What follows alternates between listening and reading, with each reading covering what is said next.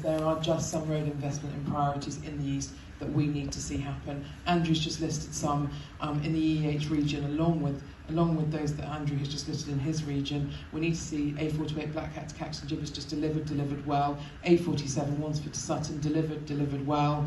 We need to see RMRN schemes like the A10 Broxbourne scheme delivered and funded and supported by the government.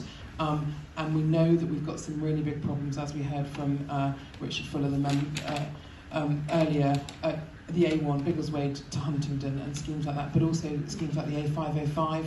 And finally, we really need a plan for freight. It's a really significant issue for the A14, for the A47. It needs a road and a rail solution together. So we need to see those priorities just happen, and we need to continue to advocate for them. Secondly, and a message for everyone in the room, please engage with the RIS3 process.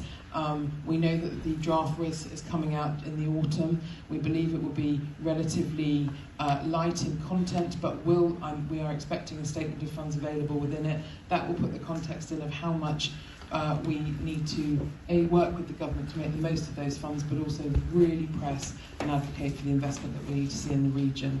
It's a challenging time, and we need to press both for investment through HMT, but also the Department for Transport.